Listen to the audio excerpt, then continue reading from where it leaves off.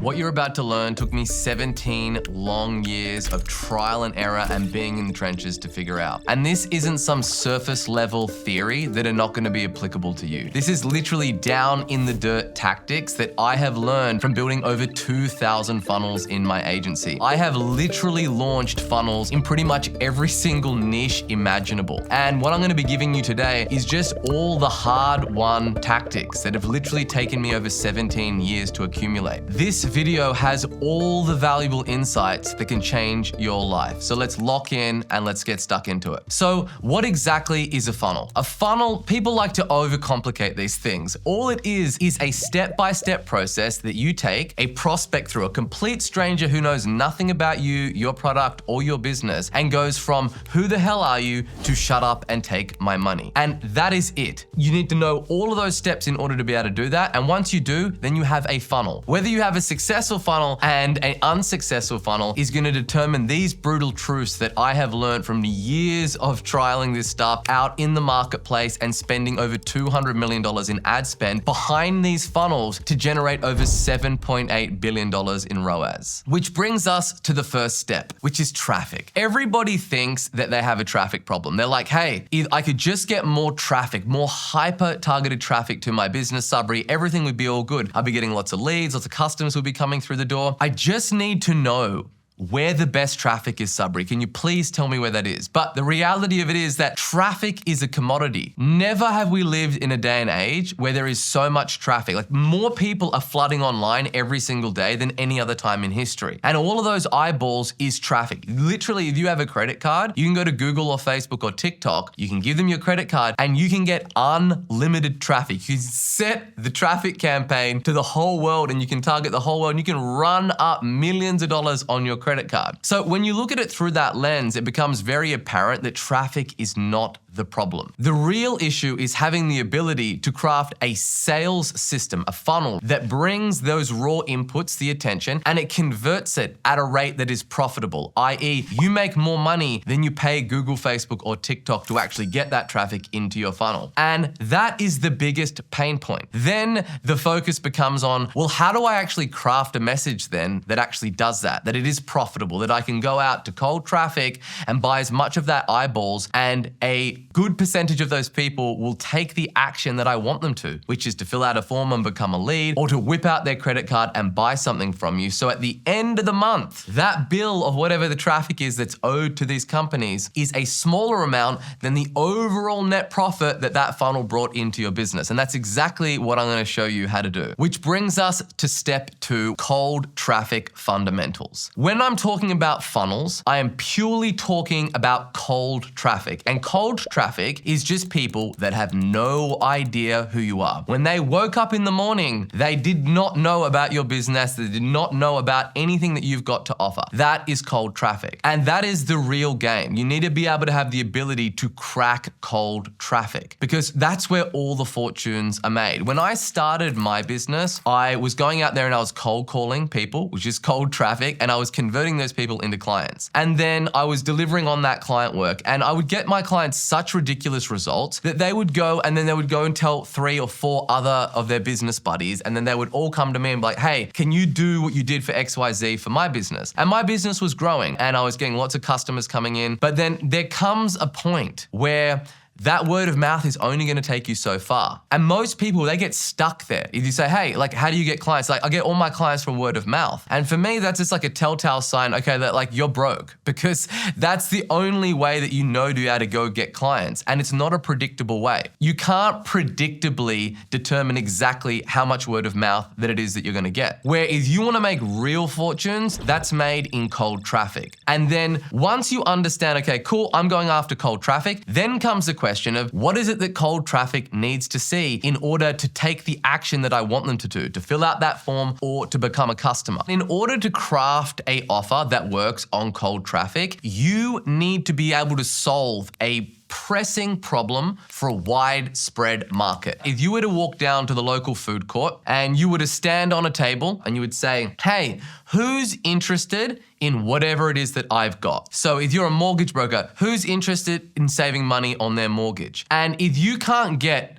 a large percentage of that market to raise their hand and go, yeah, I'm interested in that, then your offer is not gonna work on cold traffic. And that is what is indicative of what a cold traffic marketplace looks like. So what does cold traffic want? Well, it wants what everybody wants. It wants less work and more money. It wants to be able to get benefits in easy, quick ways that require little effort from their end, but big upside. They want eternal youth. They want to get rich quick. They want six-pack abs without ever doing a workout. They want guaranteed solutions. And if you're trying to sell something that is not those things, then you are gonna have a real hard time. Now, you might be thinking, hey, Sabri, well, that doesn't fit into what I've got. How do I make what I've got fit into one of those buckets in a way that I can still sleep at night, that seems ethical to me, and that I'm actually doing things in a way that is true to myself and my business? I'm gonna show you how to do that, because the other path is, no, I don't wanna play that game. Cool, well, I can tell you where that path goes. It goes to Broke Town, because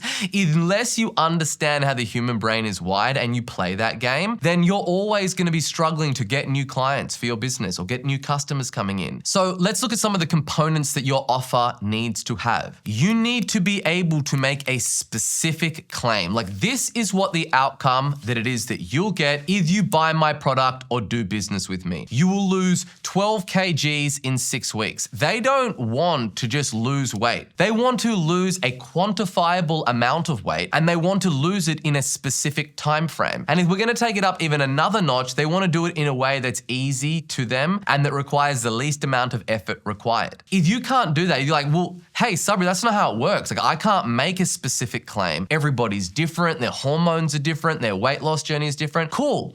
You can sit in that chair if you want, but you can have a hard life while you sit in there. Instead, what you want to do is you want to flip the lens and you want to actually look at the data. You want to look at all of the clients that you've worked with over the lifetime of your business and actually have the measurements in place to be able to see how much weight did they lose, how much time did it take on average, and then you want to take that and you want to then make your claim specific around the actual data. Then once you have made that specific claim for whatever your market is, then you need to be able to take the risk that is present in that transaction, because all transaction has risk in it. And your goal as a business owner is to burden as much of that risk on your business and not on the prospect as possible. So you need to make an offer that has the risk reversed in that transaction, where you burden the bulk of that, because that is the thing that removes friction in a transaction. And that's exactly what needs to take place on cold traffic. Then even once you have reversed the majority of the risk in that transaction, then you still need to show undeniable, unquestionable proof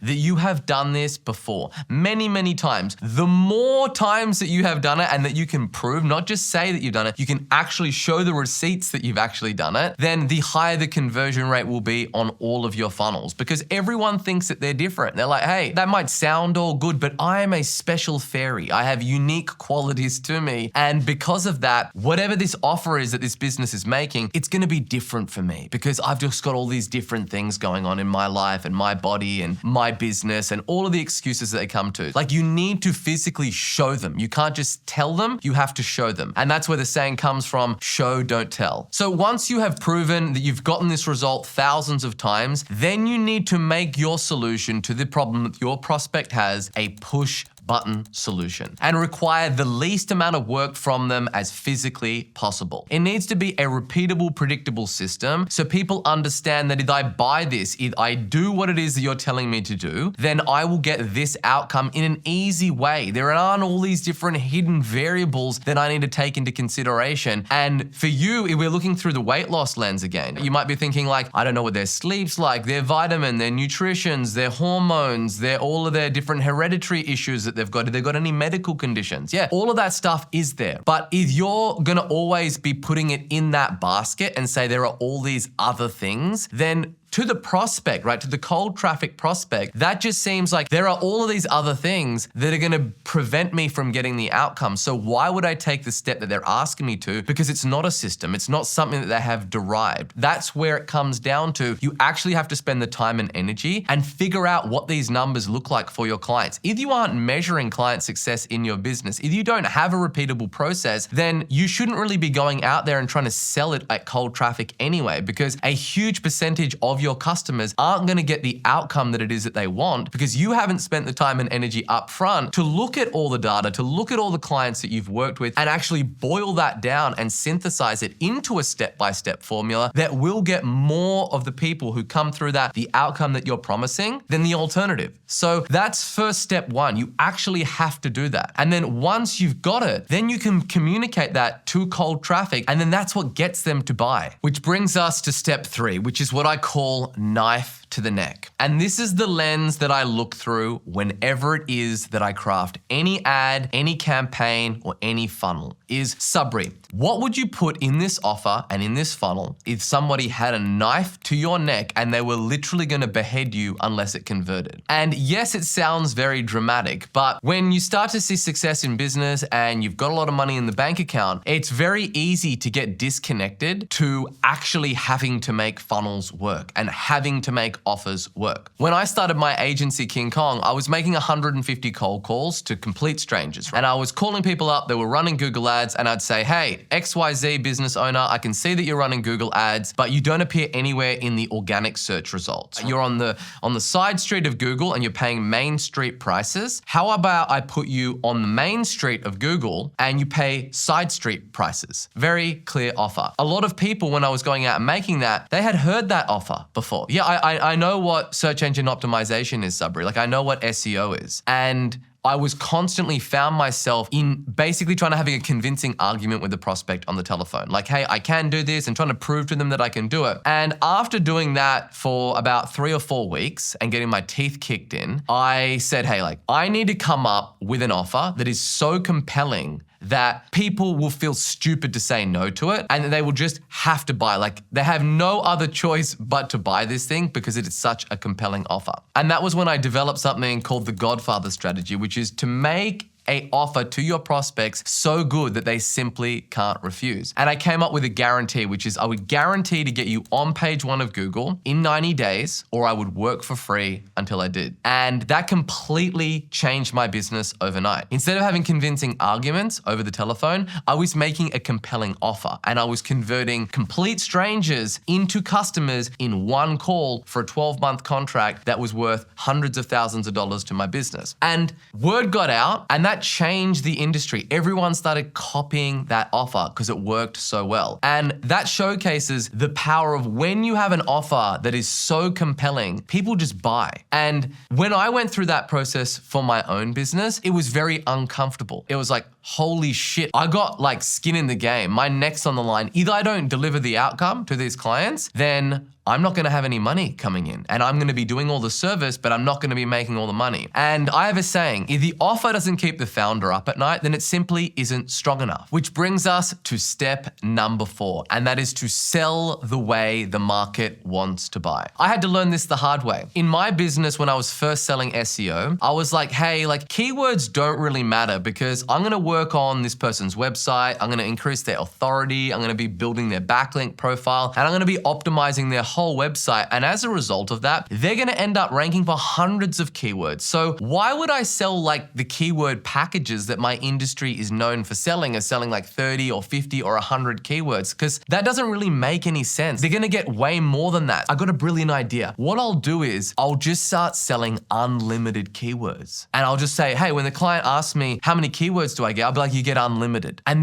that's gonna be so compelling, and they're gonna really want that. And what I did is I took that offer and I went out to the marketplace and I got my ass handed to me because I was trying to sell the way that I thought the market should buy and not the way that it does buy. Prospects just couldn't wrap their head around it. Like, what do you mean I'm gonna get unlimited keywords? That doesn't make any sense. Like, the whole conversation became about how many of these unlimited keywords they were gonna get. And it took all the emphasis and the concentration off the problem that they had and the outcome that they wanted. And it was like this red herring that just distracted them. And so I was like, okay, I'm gonna go and lick my my wounds and I'm gonna go back to the way that the market has been conditioned to buy, which is keyword packages. And it was like a light switch went on. As soon as I went back to that, of course, the customers came flying in again. And because it doesn't matter how you want to sell what it is that you've got, you simply cannot defy the laws of gravity. What you wanna do is just go, how is my market buying these things? Let me just do that, but in a way more compelling and more effective way. Then once you've identified how the market actually buys, and now you are selling the way that they want to buy, here comes the most important part of all, and that is to sell what it is that people want. I'm gonna say that again. Sell what it is that people want, not what is convenient, not what you have an interest in, not what it is that your expertise puts you in a position to sell. No, no, no, no, no. You want to sell what it is that people want. If you don't get this right, nothing else matters. And the way that you figure out what people want is to simply look at the market and find out what everybody is buying and then to sell that, but to sell it in a better way. And don't come at me and quote some Steve Jobs quote of like, I don't want to ask my prospects what they want because they don't know what they want. I'm going to give them what they need. Steve is a once in a lifetime dude. When we are doing that, we are not trying to reinvent the wheel. We are trying to simply figure out what it is that the market is buying in huge quantities, irrationally, emotionally, and that is the big subset of your market. And that's exactly what it is that we're going to sell. And if that's what you don't have, I don't care what you need to do. You need to change your business model to be able to sell that thing. And then what you can do as a back-end offer is you can take what it is that you've got to sell, that you really have a passion for selling, if you're absolutely pig-headed on this and you can't let it go, if you know that it benefits your customers, and you can sell that as a back-end offer after you've made the first offer to cold traffic convert. Now, at this stage, you're probably thinking like, what Sabri's saying right now, it doesn't sit right with me because he's telling me to sell what everybody wants. But what I want to do is I want to sell what they actually need. Oh my God, if you do that, you are in for a rude awakening. Trust me, I have learned this. I have paid for this mistake in full, so you don't have to. So mark my words, that's not what it is that you want to do. This is instead what you want to do. You want to use a strategy that I call the Trojan horse technique, which is to sell people what they want and then give them what it is that they need. Take Tim Ferriss's book, The 4-Hour Workweek. The 4-Hour Workweek, what that sells you is escapism. You only need to work 4 hours a week. The dream, you're gonna be living the dream and you're gonna be living on the beach and you're gonna only be working 4 hours a week. That's what Tim sold. He sold that escape. What he really delivered was productivity hacks and a way to structure your life to get more done with less inputs. And so that is a perfect use case of selling the market what it is that they're starving for, but then delivering them what they actually need. Which brings us to step number 5, traffic. So once you've done all of those steps in place, you indeed have an irresistible offer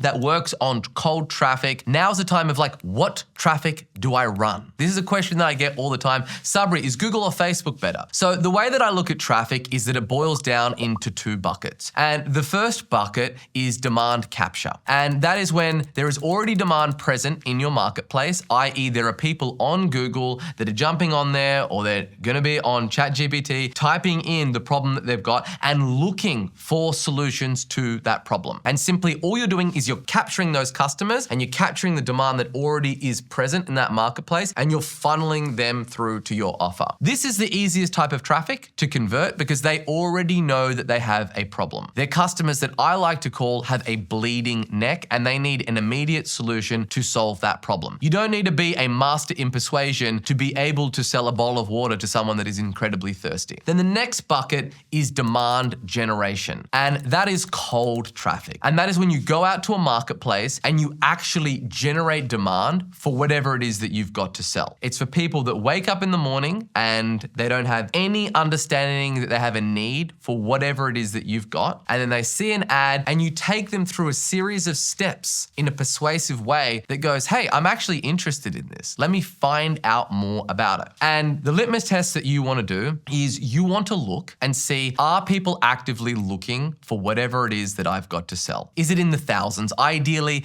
in the tens or hundreds of thousands of people that are doing those searches every single month. You can use a whole bunch of keyword tools out there. I'm not gonna get into the specifics. Google has one called Google Keyword Planner where you can type in your keywords and it will show you exactly how many people are searching for those keywords per month, and also what is the cost to reach those people. And the issue with demand capture is that the total number of people that are searching for whatever it is that you've got every month, that becomes a constraint on your business because you can't lift that number. So whatever that is, once you keep on increasing your ad spend every month so that you are reaching a good portion of those people, that's it. Your business becomes plateaued at that. And that brings us to demand generation. Cracking cold traffic is the ultimate superpower. If you do it, you always are holding the steering wheel of your life because you are able to literally go out there and generate demand for whatever it is that you've got. And the only constraint on that becomes the more money that you spend, the colder audiences that you are going to reach out to. And as those audiences get colder and colder, your skill in persuasion and crafting a funnel and salesmanship has to get higher and higher the colder the traffic because you're speaking to a bigger group of people and the message needs to be,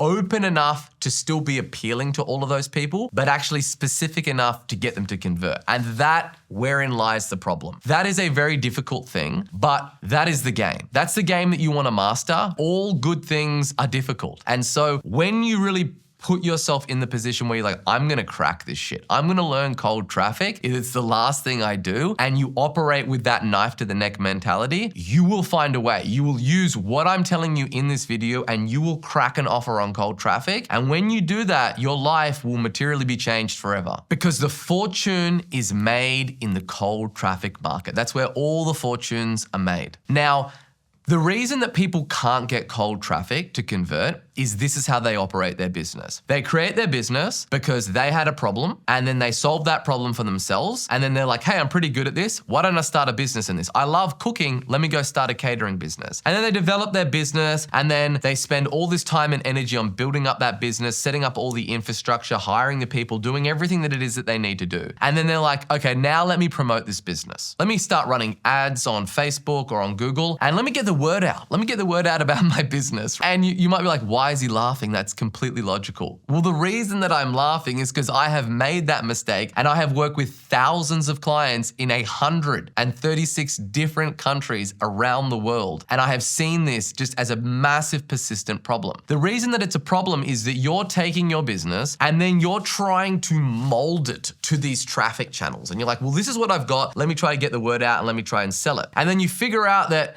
people don't actually want to buy it like this. Like this isn't compelling, right? This isn't an offer. This isn't something that actually a vast majority of people are like, yep, I've got a need. That sounds like a good solution. Let me buy that. Instead, what you want to do is you want to start with the traffic channel first. You want to think about, again, what are offers that are working on Facebook and what are offers that are working on Google? And then let me start a business in that. So it's a completely different lens to look through it through, but if you do it that way, then you've already got the traffic built in. You've already taken out the traffic risk, which is the biggest risk that there is are people buying this on this traffic channel? If you can limit that, if you already know that people are buying this on this traffic channel, then you just simply need to build a better mousetrap for that traffic channel, and then your offer's gonna convert on cold traffic. And a story about this in my own business. So when I graduated from making cold calls to businesses and I had saved up enough money, like a squirrel in the winter, I'd hoarded up enough nuts to start going out and actually buying traffic. I looked at all the traffic channels and I said, okay, where do you have some strengths? Which is the game that you're gonna play, Sabri, based on all this money that's taken you months to accumulate and that means so much to you because you literally started your business with $50 and here you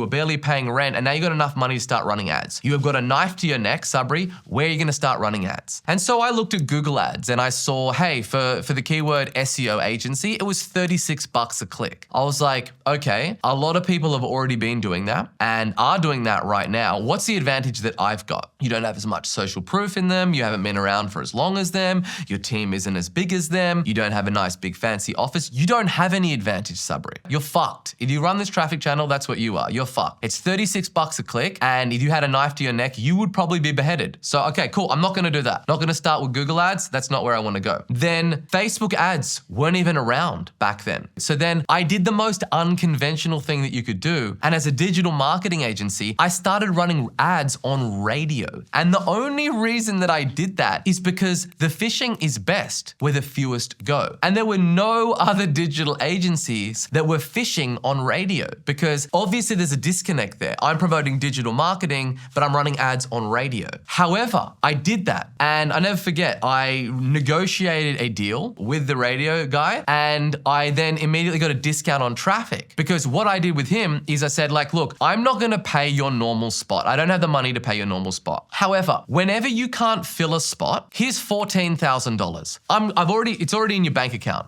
Whenever you can't fill a spot, you run my spot, but I want to pay 50% what you charge for that spot. If there's one thing that a sales guy doesn't like doing is sending money back. So he already had that money. And so he felt forced and compelled. And what do you know? After about 2 weeks, every morning I would wake up and I'd get a traffic report with how many ad spots that my radio ad had run. And so it started running. I was getting a discount on the traffic and that was demand generation. I was running a message, I was putting it out to people that were listening to radio and I was making a cold traffic offer to them. Which brings us to the 6th point, market selection trumps all. Most people are completely obsessed with copywriting and funnels and all their attention and focus goes on how to say things in a compelling way rather than who to say those things to. And you need to be a student of markets. You need to really understand which is the market that you want to go after because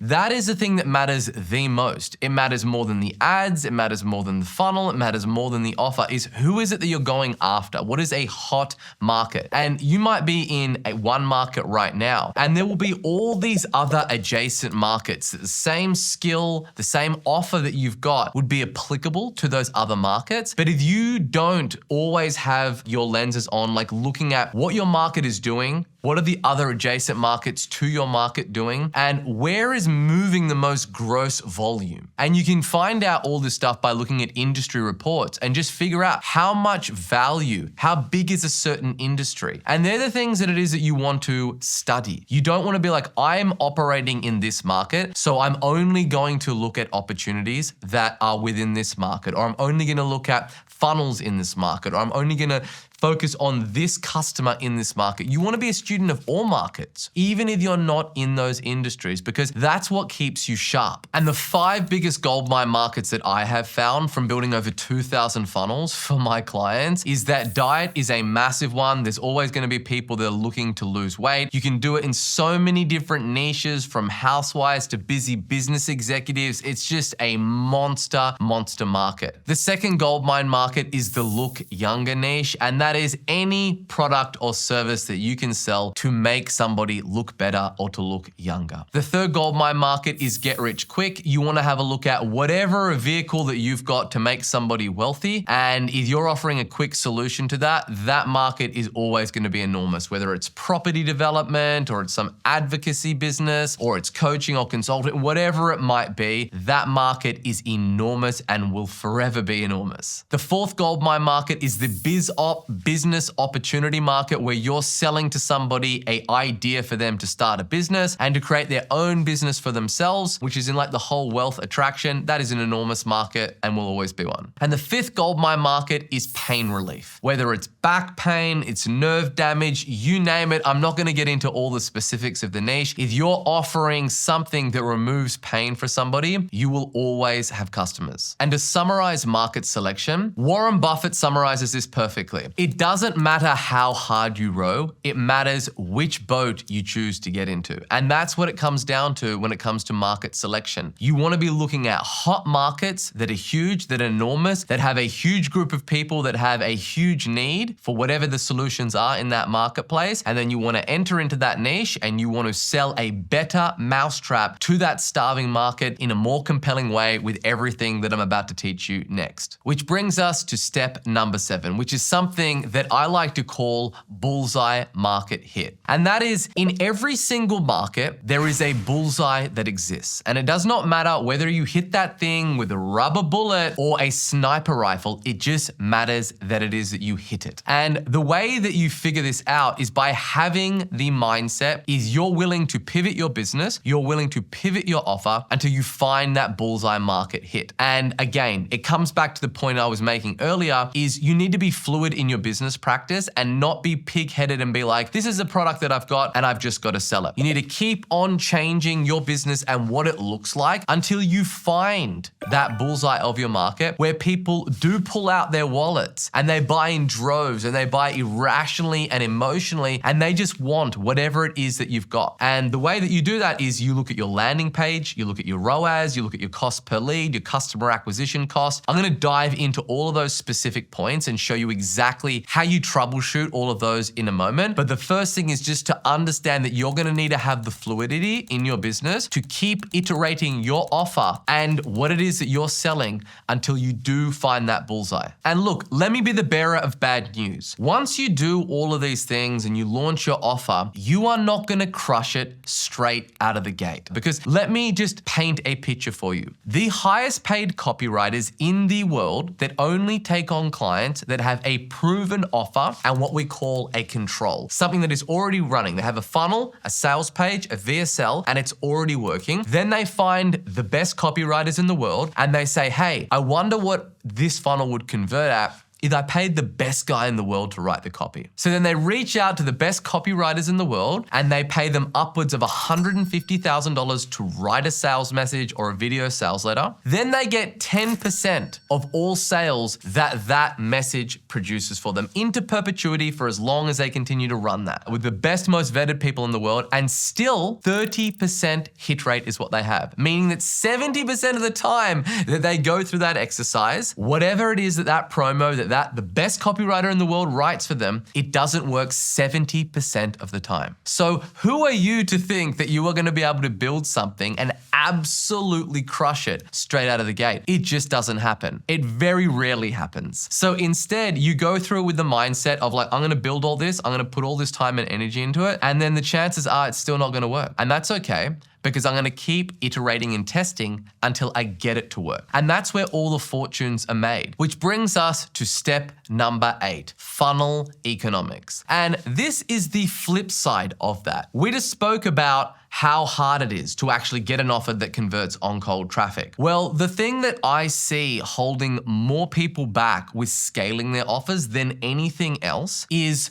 confidence. It's not copywriting. It's not the opt-in rate, conversion rate, ROAS, any of that shit. Ad account structure. It's simply confidence, because the amount of people that do cross that chasm and they actually do get an offer that converts on cold traffic, and I sit down with them and they're like, yo, Sabri, I'm just trying to scale my business. I'd be like, cool.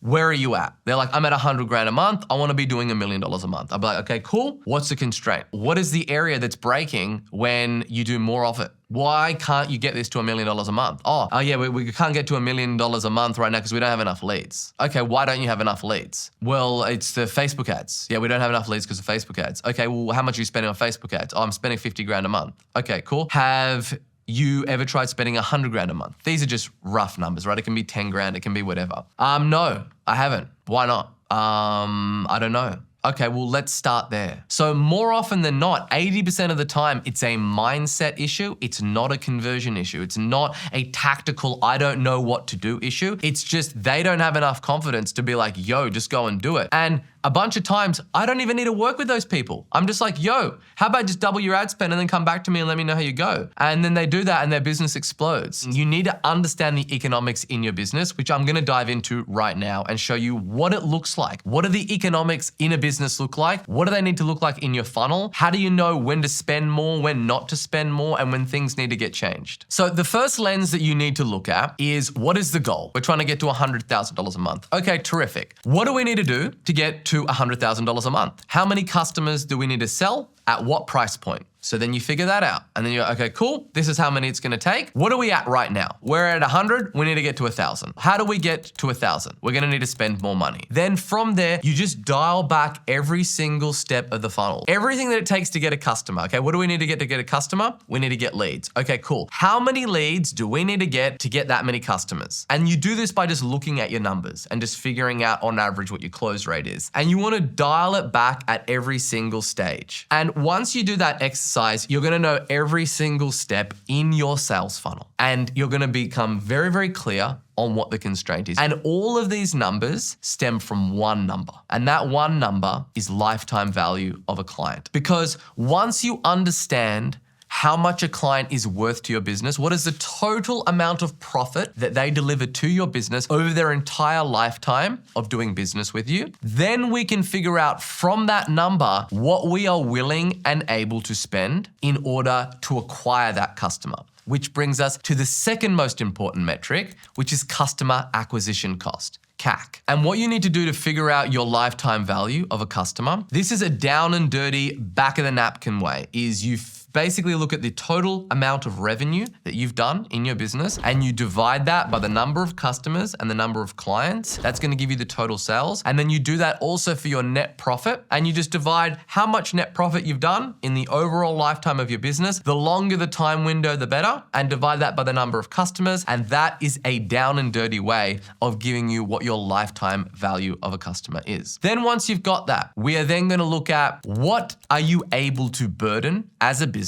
in order to acquire that customer. And my rule is you should be willing and able to spend 33% of what your LTV is in order to acquire a customer. Do not fall off your chair. Do not be up in arms. I am saying being willing and able. That doesn't mean that you need to actually spend that amount, but your business needs to be set up in a way that you can burden those costs. And if you can't, that means that there are some other issues in the other cost centers of your business that need to be optimized in order for you to be able to burden a 33% customer acquisition cost on LTV. And this is where I hear all the Facebook gurus in the stands. I get 1,000% ROAS. I get, 2,600%. And these are on all tiny chicken shit numbers. They're small little brokies that aren't doing any real numbers and they're claiming these things. So let me clear something up. ROAS and ROI, they don't mean anything. You can spend $1,000 a month and have a 3,000% ROI. Who gives a shit? It's not gonna change your life. It's not gonna be able to help you retire your spouse, help your parents without, it's not gonna help you be able to do any of that stuff. The thing that trumps that is net free cash flow. Let me just boil it down into simple terms. I send the money soldiers out every month, and how many money soldiers do they return with at the end of that month? It doesn't matter what the percentage is. It matters how many come back to Papa. Would you rather have a 1,000% ROI on $1,000, or would you rather have 150% ROI on $1 million? That's all that matters, is how much additional net free cash flow is in your bank account at the end of the month. So don't get caught up with the percentages. As you spend more on your ads and on your funnels, the economics are gonna get pressure tested. The customer acquisition cost is gonna go high. But the thing that you wanna monitor is, are you making more money at the end of every month than you were when you were spending a small amount of money? Which brings us to the third funnel economics. And this is something that very few people, if any, ever talk about. And it's called payback period. Because even if you have a $1,000 LTV, we'll just call it that for calculation's sake, and it costs you $300 to acquire that customer, that LTV, it doesn't all come in month one. It might take 3 months to come in. It might take 6 months. It might take 12 months. It might take 2 years. And so then what happens is the CAC that you spend in the first 30 days, it oftentimes is higher than the money that you receive of that client in the first 30 days because that lifetime comes in their lifetime, right? It doesn't come in 30 days. And that means that you create what we call a cash trough. There is less money in your bank account in the first 30 days than what started because of the money that you put into actual ads to acquire the customer. And so the third metric is, what does that payback period look like? How long does it take us to repay the customer acquisition cost? Is it 90 days? Is it 60 days? You need to get very, very clear on what that looks like for your business because that's going to give you the confidence to spend more money to acquire those customers if you know how long it takes you to break even on that and then to turn a profit on that. And in a perfect world, you're going to be breaking even in 30 days where you spend money on the credit card, it's not owed for 30 days, and by the time it's owed, you've already made enough money on those customers. But just know this, the person who can afford to spend the most to acquire a customer is the one that wins. And I can tell you from working with thousands of clients all over the world that this is a thing that most business owners obsess over, and that is, how do I reduce my customer acquisition costs, Sabri? How do I get cheaper leads? How do I increase my ROAS? They obsess over this, like they spend 80% of their time on reducing CAC, and this is fundamentally flawed thinking. Instead, the real ballers, the big movers in any market, they spend 80% of their time thinking about how do they increase their LTV? How do they make clients worth more to them over their entire lifetime? How do I launch new products to get people buy other products that is different from the core product? How do I have better retention in my service-based business to increase my LTV? Because they understand if you can provide the most amount of value to your marketplace, then those customers are going to give you a piece of that value. Therefore, they're going to be worth more to you. If they're worth more to you, if you have a greater LTV than anybody else, then guess what? Then by default, you can spend more to acquire that customer. You want to spend 80% of your time focusing on how do I increase lifetime value and 20% of your time focusing on how do I decrease my customer acquisition cost. Other ways to do that is most people, they only have an offer. They don't have a business. What do I mean by that? They simply have no back end to their business. They've got a front end offer that they go out to cold traffic with, and their entire business lives and breathes of their ability to make profit on that first order. Instead, what you want to do is you want to develop a back end to your business. What is the second, the third, and the fourth thing that you sell to that same customer? Because you want to be in the reorder business, not in the order business. You want to continually serve that client and have all these other offers on the back end. That is the surest way to fatten up the bottom line of a business. Is like, hey, this person came in and bought this thing. I spent the acquisition cost to get them. I ran all the money on ads. I paid for all of this XYZ, all the customer support. Either I just offer them something else and they buy right now. That's almost pure profit. And the more of a back end that your business can have, the healthier it will be and the more profitable it will be, because the higher the lifetime value of a customer will be for you.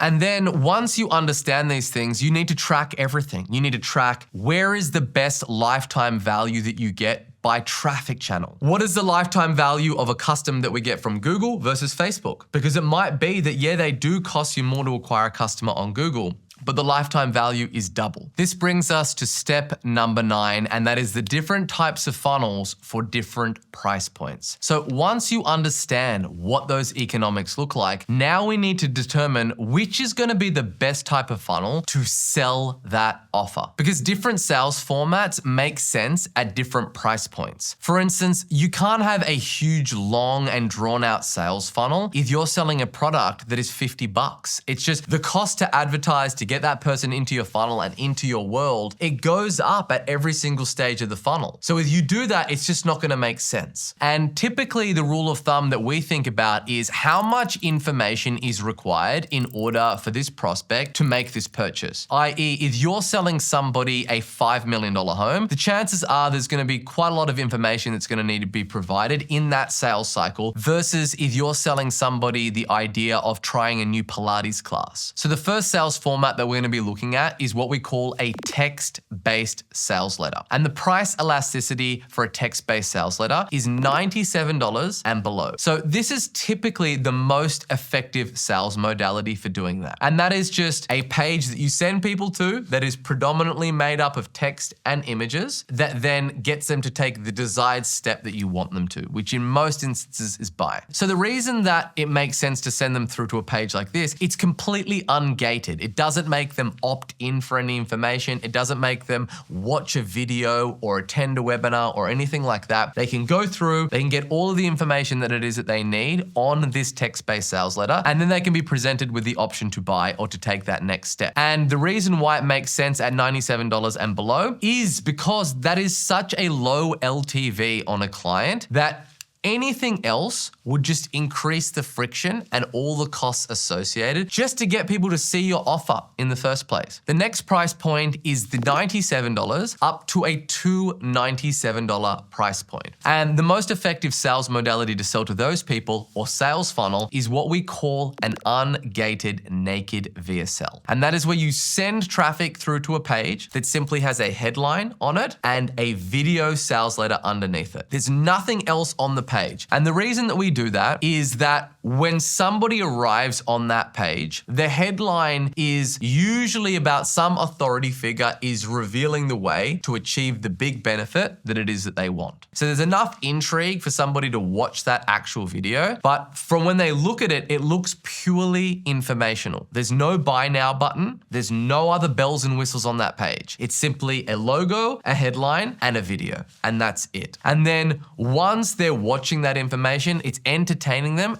or it's educating them through that process. And once you hold them for enough, then you make your offer. And once you make your offer to them, that then holds their attention and it educates or entertains them to the point where you've made enough of a sales pitch that you can make an offer to them. And then at that stage is when a button pops below the video and they have the option to buy. The next funnel is from the $297 price point all the way up to the $997 price point. And it's what we call a gated VSL. And that's where somebody arrives on a page and they have to give you their name and email address and maybe even their contact details in exchange to watch the information that you're about to let them consume. And that's what gets us an opt-in and a lead. It allows us to get people in a sea of other people to raise their hand and say, hey, I'm interested in whatever it is that you've got to sell. Then once they do that, they go through to the information, which is then the VSL, and then they can watch that. And then that's when you make your offer. And the reason that it makes sense at this price point is that you want to have the ability to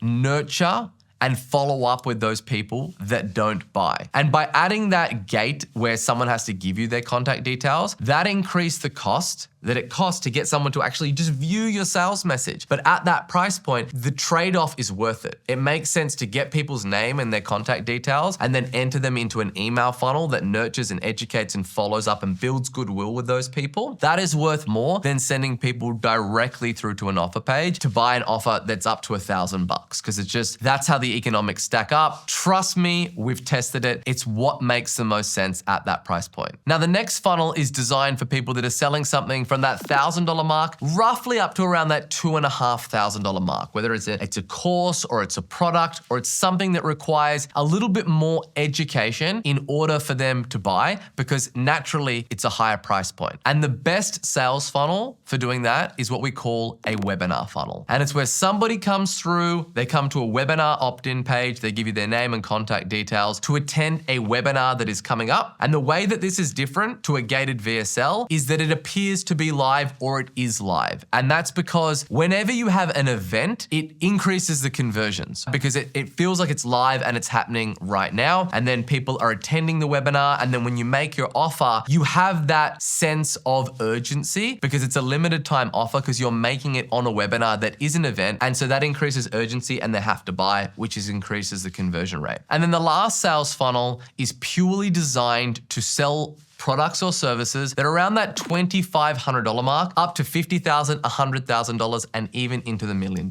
And that's what we call a book a call funnel. And it is a funnel that you are doing exactly that. You're getting people to book a call with a sales team that they can speak to or a specialist that can run through and do a proper needs analysis of what the problems that they're experiencing, where do they want to go, and do we feel like we have the best solution in order to get them there. And there's so much nuance to it that it is very difficult to sell to those people in an automated fashion. And the best economics make sense is when someone can actually speak to somebody. Which brings us to step number 10, which is the 9 questions that every sales funnel must answer. Because you must be thinking like, hey, okay, cool. What do I actually put in this sales message, Sabri? What's in the funnel that actually gets these people to convert? Well, I have boiled it down to these 9 questions that every sales funnel must answer. And the first one is this of personal interest to me? So you need to call out in the headline or the headline complex who this offer is for. Who does it serve? And it sounds very simple, but unless you get this fundamental thing right, people aren't going to be reading the rest of your sales message. And the best rule of thumb to have is to all of your headlines is to have a big benefit and a huge amount of intrigue behind that. So that's going to be an identity trigger for everyone that wants that outcome. And then there's going to be enough curiosity in that headline complex to get people to read the next part of your sales message. And the next question is, why should I pay attention to this right now? Why is it timely? Why is it urgent? Why shouldn't I just keep doing whatever it is that I was doing before reading your sales message and entering into your funnel? So there needs to be a level of urgency so that person doesn't just close the tab and go back to whatever it is that they were doing. So whether that's breaking news, whether it's a limiting time offer, whether it's some new details that are emerged about this and it really sucks them into like, wow, like I need to actually read this right now. You have to answer that because unless you do that, you're not going to make the first sale, which is getting and holding somebody's attention. And the third thing that every sales funnel must answer is this exactly the right solution for me? You need to get very, very clear on what the other alternatives are for the prospect and why this solution that you've got right now is the absolute perfect solution to the problem that your market is facing. And you need to articulate that straight up front. So that noise that is that little voice in their head is not deafening of like, why this? I've got all these other options. You need to specifically address it, why this is the exact solution that they need. And the fourth step is you need to address why that this is new, unique, exciting, predictable, and huge. This offer that you've got, it needs to have those elements to it. Otherwise, it will simply be ignored. The marketplace is just flooded with ads and offers. And unless what you have got is new and novel and it's exciting and there's some new spin to it, then people simply will not pay attention. The fifth thing is what undeniable proof do you have to prove the claims that it is that you're making? You need to show people beyond a shadow of a doubt that the solution that you've got has helped thousands of people just like them to solve the exact problem that they've got. You simply can't say it. You need to be able to stack it. Screenshots, before and afters, emails, text messages, anything, reviews that you've gotten from clients. You need to be able to show the most skeptical of prospect that you have unquestionable enough proof that you can help them solve this problem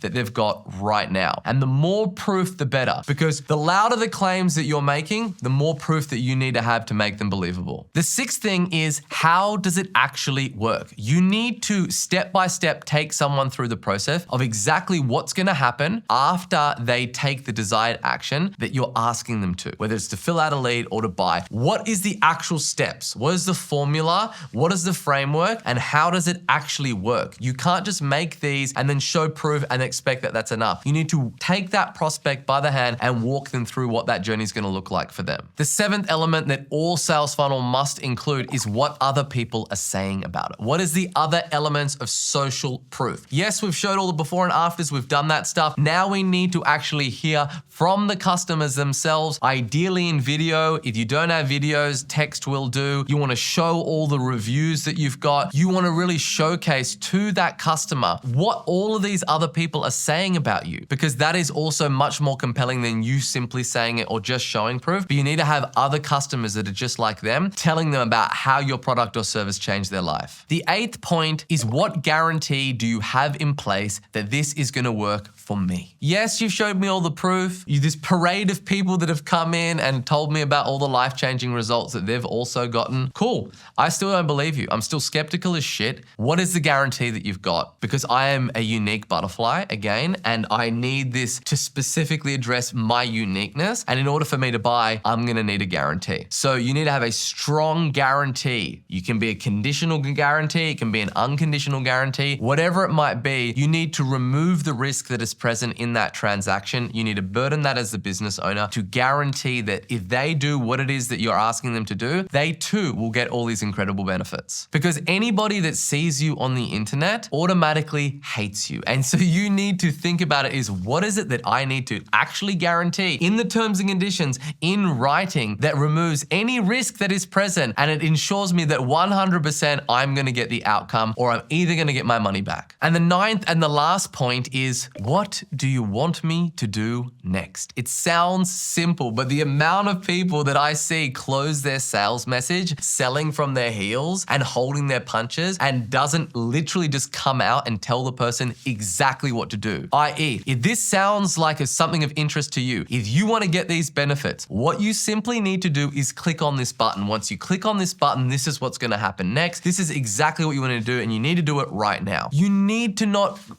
beat around the bush. Just come out and say exactly what you want them to do. If it's to book a call, if it's to show up to the call, tell them. You're going to book a call, you're going to go through to a calendar page, then I'm going to need you to pick a time that suits for your calendar. But what you do need to know is, once you book that time, is that I only have so many hours in a day. So you need to show up to that call, because if you cancel, we won't offer you the ability to book another call in. Which brings us to the 11th point, which is selling against all the other alternatives that are present in the marketplace. We have never been living in a day and age where skepticism is so high. It's the highest it's ever been, and it's only gonna keep getting worse. People are skeptical as shit. And they are skeptical because they have tried other solutions and they haven't gotten the results that they were promised. You're not selling in a vacuum. You're selling against all the other alternatives that your prospect has either one, tried, or is thinking about trying. And you really, really need to get clear on this. You need to think about, what is the problem that my market has right now? Why do they have that problem? And what are all the other solutions that they have tried or are entertaining trying to solve that problem? And why have they failed them? And you need to get very, very clear on all of those things, and you need to sell adamantly against those things. You need to not just say why your thing is good, you need to say why all those other things are bad. If you're selling a make money course and you're selling on why starting an agency is the best business model, you don't just go out there and say, hey, starting an agency is the best business model because you get location independent, it's retainers, and it's high LTV. No, no, no. You have to sell against drop shipping and e-commerce businesses and all these other alternatives that are present in the marketplace. And you need to show all the flaws of why they aren't good compared to your thing. Unless you do that, you just never answer that unanswered objection in your prospect's mind. It's like, why is this the best solution? Then once you understand what it is that they want, what they've tried in the past to solve the problem, and why they still have the problem, then you come up with something called a hero mechanism. I'm not gonna get into all the specifics of this because I put together this video here that shows you absolutely everything on how to craft a hero mechanism to your business. But in a nutshell, it is a way to position your offer as being new and unique and novel. And it is the key that holds the missing piece of the puzzle of why your prospect is still where they are right now, and they haven't got the solution that it is that they want. They haven't got the outcome that it is that they want because of all of these other flaws with everything else that they've tried. Which brings us to the 12th point, 4D funnel hacking. How do we figure out what everyone else in the market is selling? So what 4D funnel hacking is you taking a view of the market and you going through every single competitor that you sell against and going through their sales funnel and going through their process and seeing the offers that it is they're making, the claims that they're making, the guarantees, the price points that they sell at, all of the contingencies that go around those elements, and taking note of them. You want to create a Google sheet and you want to have the URL of those competitors. You want to have the URL of their landing pages, and you want to have screenshots of all their ads, and you want to be a student of these people, because the only way that you can sell against all the other alternatives that are present in the marketplace is to intimately know what those alternatives are. And you ideally want to be buying all of those products or services so that you can then deconstruct them. And after you deconstruct them, then you can figure out how to make a better product or service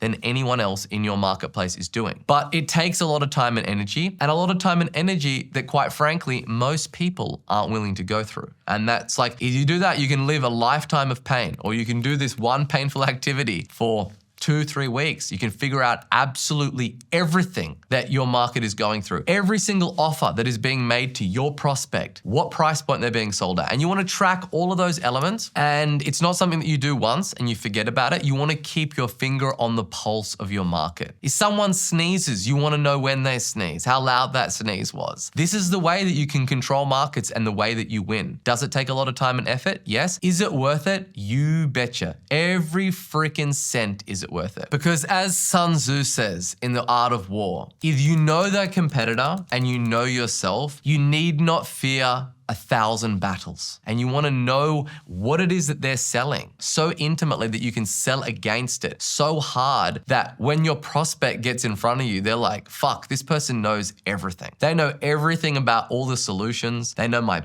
pain point better than anybody else. They must have the solution to my problem because they know it better than anyone that I've spoken to. And that's when your funnels start to pull their head off and convert like crazy. And there are so many tools to do that. A great place to start is to use a tool called SEMrush, where you can sign up for a free account and you can type in the competitor and their URL into it, and it will show you how much traffic that they're getting on average, where is the traffic coming from, what are the landing pages that they're sending all that traffic to. Or you can go to Facebook Ads Library and you can type in the name of your competitor, you can bring up their ads and you can start looking at all of the ads that they're running. You can click on those ads and go through to all the landing pages that it is that they're sending that traffic to. And this brings us to the 13th point, which is to create a Godfather offer. Once you have a complete view on the market and you know everything that your competitors are doing, at what price points they're selling at, then you want to take all of that information and you want to craft what I call a Godfather offer, which is an offer that is so compelling that your prospects simply can't refuse it. Because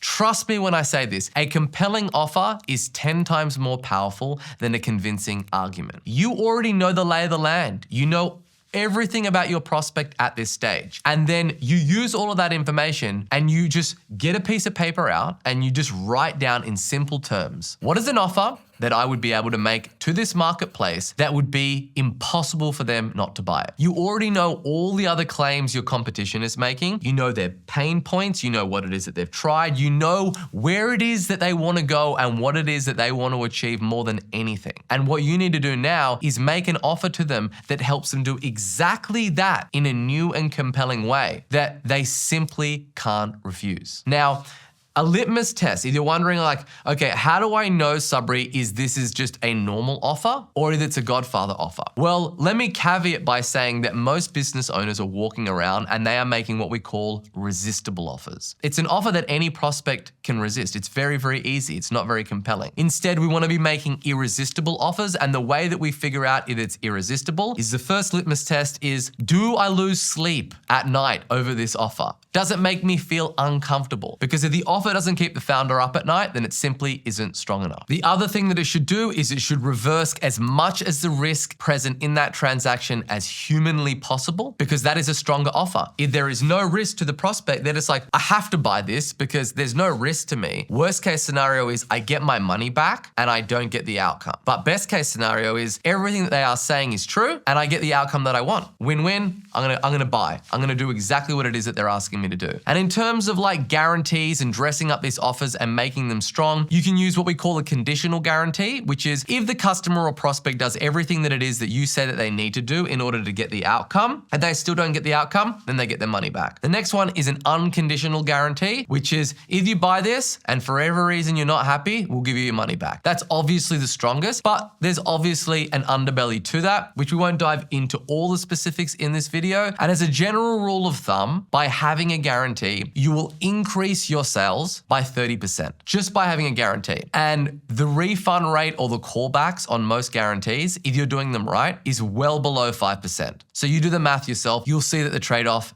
definitely makes sense. Now, the next thing you're going to be saying is, Sabri, I can't afford to have a Godfather offer. Well, the thing is, I've got news for you. You are already paying for it right now. What do I mean? Everything that you spend is a cost to your business to acquire a customer. And that resistible offer that you've got is just that. It's resistible. And what it is doing is it inflating your customer acquisition cost, because you operate in a world there is gravity and you're paying a certain amount of dollars per click to get people into your world, whether that's to opt in for your information or to actually buy what it is that you're asking them to buy. They're all costs that your business has.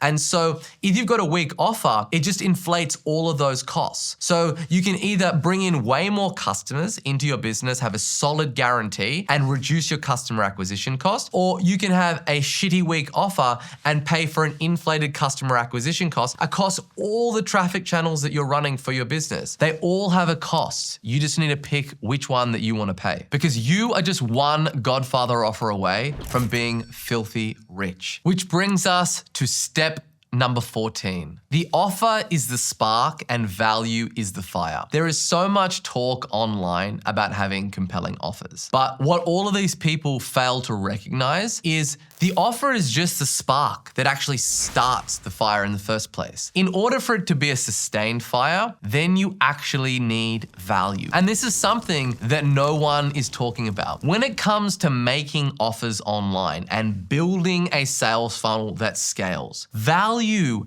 is infinitely more powerful than a strong offer, because skepticism and people being dubious about wanting to do business with you is at an all-time high, that even if you do make a really compelling offer to them and you have a money-back guarantee, they're still so skeptical and they still don't even want to go through the whole effort of buying from you and requesting their money back and going through that. They just won't even do it. The size of the market that sees that as a barrier to do business with you is 80 times greater than the people that you think you're going to be making up by just having a compelling offer. And so with skepticism just constantly going up, the antidote to skepticism is value. And if you can provide value to your marketplace well in advance of ever making them an offer, that is when conversion rates shoot through the roof. And that is the thing that is hard to funnel hack.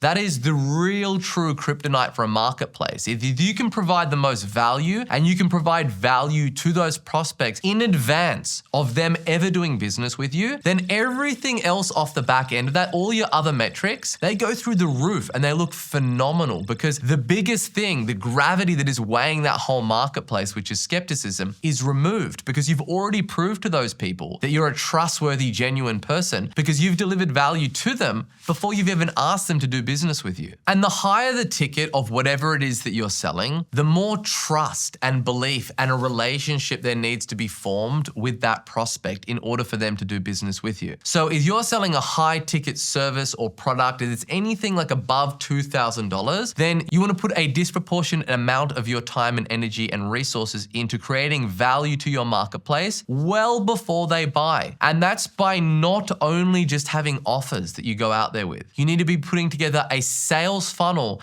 that actually gets people to raise their hand as being interested in whatever it is that you've got. And then you need to deliver value to those people in advance before you ever make an offer to them. And you do that something that I call the magic lantern technique. And it's where you draw a line and you think about all the necessary steps that someone needs to go through in order to get to the dream outcome that it is that they want to get to. And you want to provide some of those steps to them to get to that dream outcome before you ever make your offers to them. You can do that in terms of video content. You can put that in blog articles. There's a lot of ways that you can do it. But by and large, the best way I find to do it is whatever the sales vehicle that you're using, the ads that you're putting out, the sales funnel that you're putting out, the webinar, all of the different sales formats that we've discussed, is to provide value when you are selling. It doesn't cost you any more to do it. And when you do that, when you provide value to the people that aren't ever going to do business with you, it dramatically increases the conversion rate from everyone in that marketplace, because you're just injecting all this goodwill out into the marketplace and you're answering the biggest question is this person credible? Are they legit? Do they know their shit? Which brings us to step number 15, which is to aggressively distribute your product or service like it is your religion. Once we've got the best product on the marketplace, it is our moral obligation to sell the living shit out of that thing. Because we know that if the prospect chooses to buy any of the other alternatives that are present in the marketplace, they are inferior to our product. Because we have gone through the laborious task of literally buying all of those things, trialing all of those things, and then building a better product. So we would be providing a disservice to everyone in our marketplace if they bought a competitor's product over buying ours. And when you have that level of passion in you and that certainty, a sale is simply a transfer of energy and people can feel it. And when you're 100% sure that you've got the best product or service in your marketplace, by God, do you go through great measures to sell the shit out of that thing. And then people can feel that. It's infectious, that passion. And then you start to sell with passion and showmanship, and you start to just go through this enormous task to sell your product, and people feel it, and then they buy off you, and they buy off you in droves. Because you do not want to compete. You are here to take the market and to completely dominate. And everything that I have told you in this video is to set you up to do exactly that. It's not just about constructing funnels that convert. It's about how to engineer a business from the bottom of the pyramid all the way up, where you become the apex predator and nobody can compete with you because you're developing the best products, you're selling it the most aggressively, and you are an absolute master of your market. And you start to distort the reality of that marketplace because you understand all of the economics. You understand the fundamentals that make it up. You understand all the products and services. And that means that you understand the prospect the best. And that's how people start to see you everywhere. And they start to see, like, how do I see this person everywhere? It feels like everywhere I go, I see them. And it's not by accident, it's by design. The only way that you could get to that place is by following all of these fundamentals. And as a last word, I urge you to build a business and not to build an offer. What most people do is they are offer sellers. They create something that they want to sell and they go out there and sell it. They don't think about the prospect first and think about, this is a prospect, what is it that they want more than anything? What are all the things that I'm gonna need to be able to sell them in order for me to be able to get them to that thing that they want more than anything? And when you do that, you don't just build an offer, you build a business that has multiple offers. It is completely customer focused on getting that customer the best result possible. And when you do that, you take the market and you win. I hope you enjoy this video. If you like this, I did a whole video similar to this on marketing and running ads. You can click on that, like, subscribe, and I'll see you in the next one.